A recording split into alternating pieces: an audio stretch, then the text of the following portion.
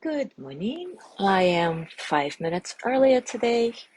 As always, if you're watching in recording, you're welcome to fast forward or stay with us through our hellos. As usual, or at least as I usually try, I'm gonna check the sound to see if my earbuds are coming through clearly today. Good morning, Ari. Fast forward. Oh yeah, the sound is good.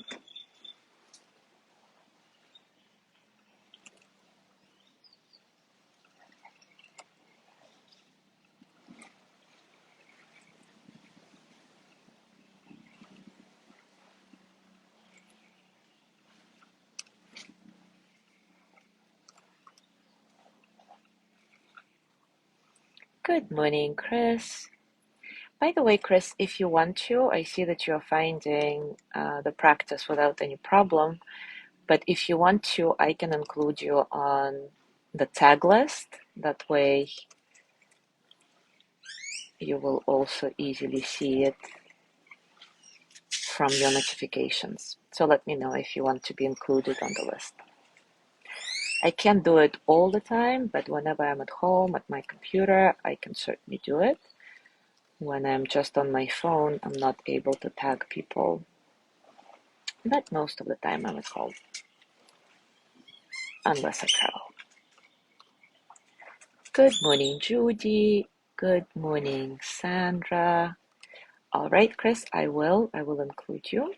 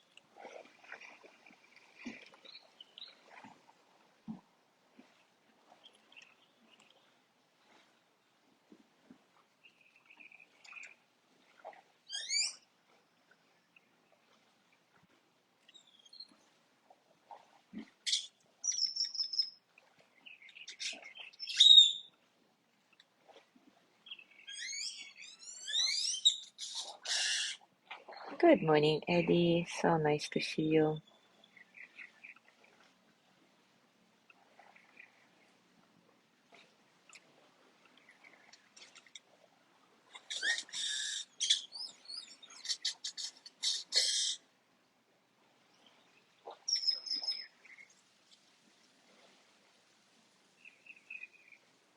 Good morning, Gina.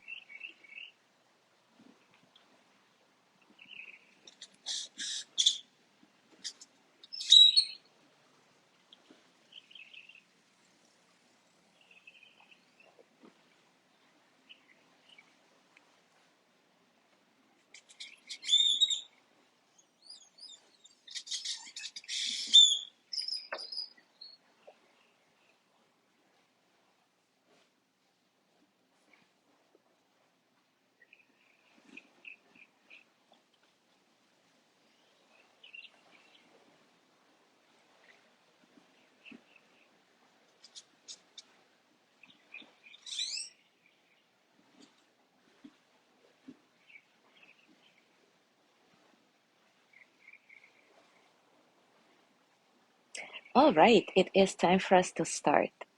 And today we continue working with our emotions through meditation. Pema Chodron says, no amount of talking on the part of a teacher is going to stop you from following the trail of your emotions as it moves from emotion to thought to escalating emotion. You need to go into your emotions. You need to sit in meditation with them yourself so you can begin to realize how they are obstructing you.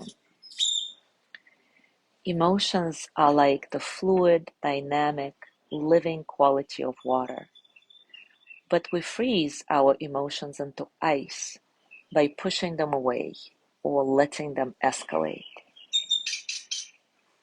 We turn our emotions into frozen objects and think that they are our tangible reality, when in fact it couldn't be further from the truth. And the result of this is that emotions have so much power over us. But remember, emotions are just energy, and meditation helps us interrupt this fixation with the emotion as something tangible in a very non-aggressive, gentle, friendly way. Because we invite relaxation and spaciousness into the process. We learn to recognize the fluidity of our emotions by going into them and letting them pass through, like clouds in the sky.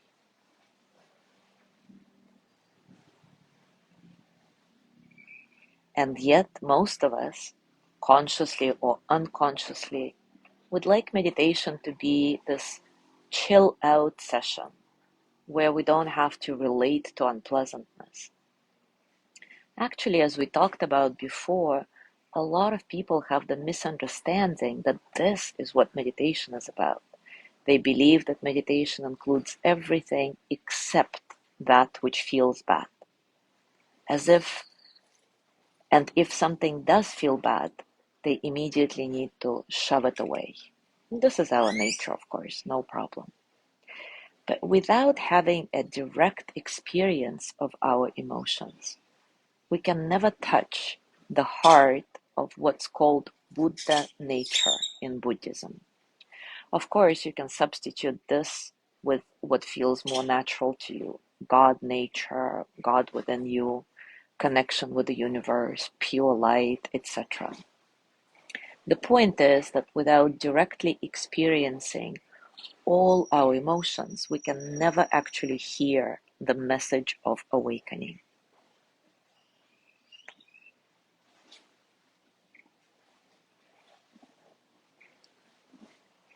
Buddha nature and our natural state are not just made up of happy, sweet emotions.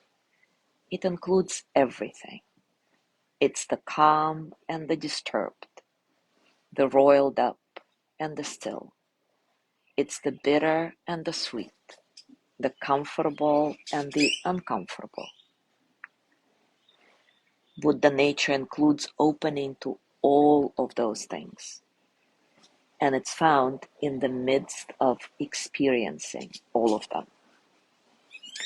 But what does it mean to experience our emotions? And how can we do it? How can we experience this negative, disturbing, unsettling stuff that we generally want to avoid at all costs? I have referred you quite a few times in the past to recent research that shows that pure emotions last, wait for it, only 60 to 90 seconds. 60 to 90 seconds. The experience of any emotion, purely experienced or directly felt, is only 60 to 90 seconds. And it seems quite unbelievable because sometimes, of course, it feels that we're stuck in some emotions for hours, days, or even years. But if we really pay attention to the flow of our direct experiences, we will notice that the energy of any emotion is very fluid and it does arise and pass spontaneously, like a cloud in the sky. So, why does it feel that some emotions last forever? It's actually because we perpetuate them with our thoughts, creating a whole story of why and who and when, and then playing the story in our mind on a loop. We always naturally associate our emotions with our thoughts, of course. We're scared of something, we're angry at somebody, etc. Our emotions have a lot of mental conversation. So technically, we're just forcing this innocent cloud that wants to pass by in front of our eyes, we are forcing it to stay over our head, and sometimes we make it rain or even produce a whole thunderstorm. And as I say this, I'm kind of picturing a computer graphic simulation, kind of a cartoon of this little unsuspecting cloud wanting to move on with its life, but being forced to stay on the screen. So, of course, it starts struggling in all sorts of ways. So, going back to the question, how can we experience a pure emotion? The answer is we need to allow ourselves to drop the story and connect with the actual felt sense of what is happening in our body. In other words, we need to feel the emotion, not think about the emotion. And it's the same thing that we've been talking about with the breath. Feeling the breath going in and out is very different from focusing on the breath, watching it like a hawk, conceptualizing it. For example, when you are feeling frustration, you likely carry a whole story about being pissed off at yourself or somebody else for a number of reasons. So you can either continue to think about feeling frustrated, thus perpetuating the emotion, forcing the cloud to stay over your head, so to speak, or you can allow yourself to interrupt this internal conversation through your meditation, even for a few moments. And then you can have an actual experience of frustration, a non-verbal experience. You can allow yourself to become physically aware of what frustration feels like in your body. Feel it. Feel the clenching and the tightness. It can even go deeper than that. You might have a textural experience of frustration, something tingly or hot, a coldness or sharpness in your chest, belly, or wherever, or whatever this experience is for you, of course. So today, let's practice around that. I'll be mostly silent after I help you drop into the meditation so that you can really connect with your felt sense of an emotion we're going to pick, your direct experience of it. But I'll chime in every 60, 90 seconds because this is the natural cycle of pure emotion. And let's see what happens in these 60, 90 seconds for you. Maybe the emotion will have passed away naturally like a cloud in the sky. Maybe it will morph into something slightly or completely different. Or maybe when you hear my voice, you'll find yourself deep in thought, deep in your story about the emotion. And remember, whatever you find, it is perfect. It's all good. We're just training, experimenting. It's not a test. So take a comfortable position. And as always, take a few moments to settle into your body. Find the posture that allows you to stay alert and at the same time relaxed.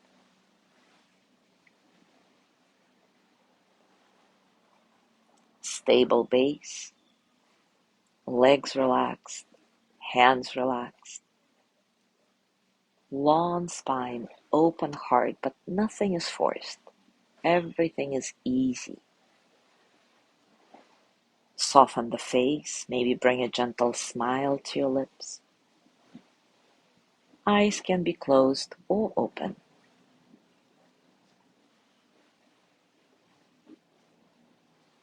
Your breath nice and soft, natural. Remember, don't try to watch your breath like a hawk. It's not about focusing on your breathing. It's about feeling it, feeling yourself breathe.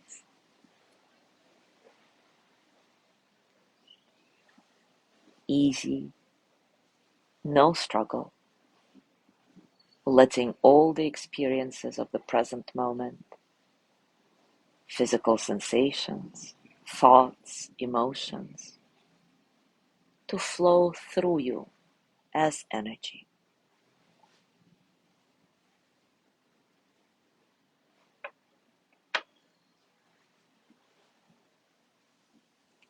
And now take a moment to search through your body and mind for an unpleasant emotion you might be experiencing right now. Or if you can't find anything unpleasant this moment, bring to mind a memory of an unpleasant emotion. It could be anger, frustration, fear, dread, well, whatever it is, whatever you want to work with.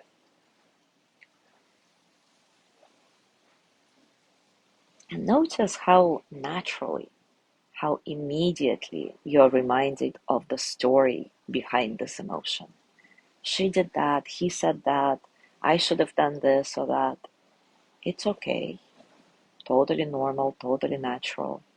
But see if you can gently drop the storyline and connect with the felt sense of this emotion in your body.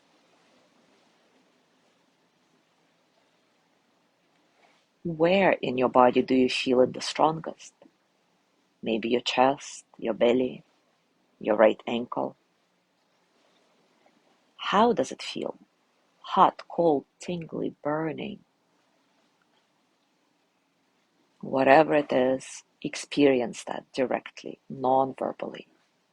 And I'm going to be silent for the next 60, 90 seconds and then come in again so that you can check to see where you're at that moment.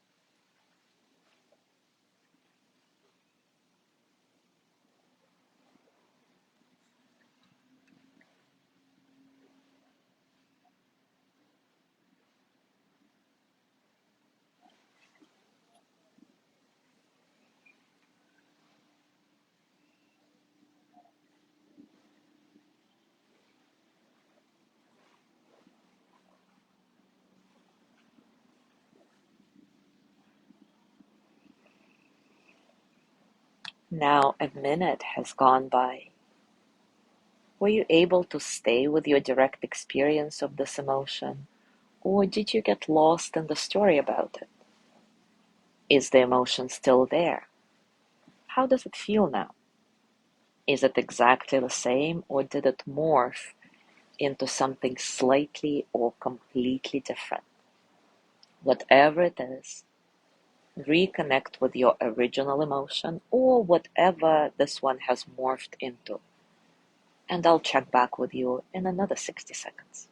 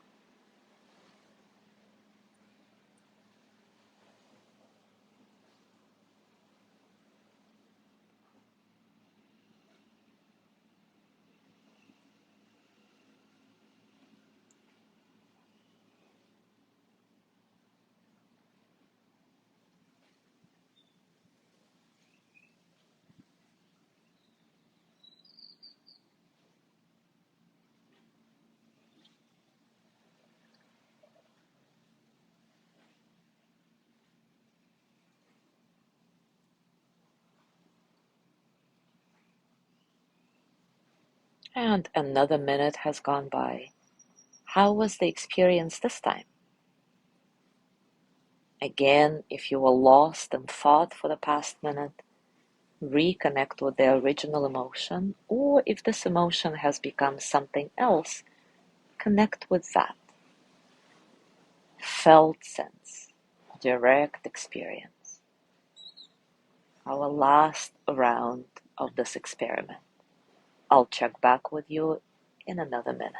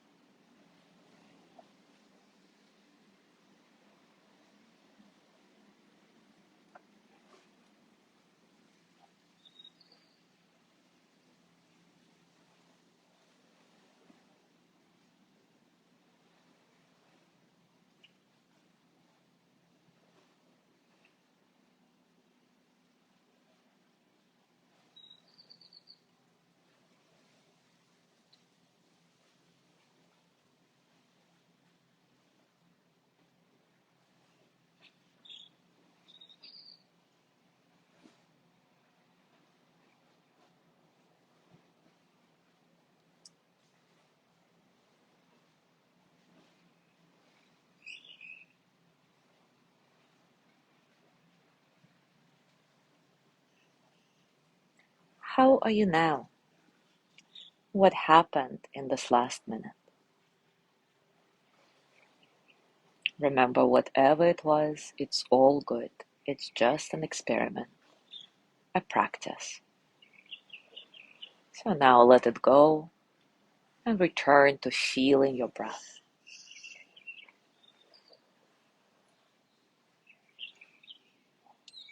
Scan your body once again. Notice what's going on for you right now, physically, emotionally, mentally. How are you?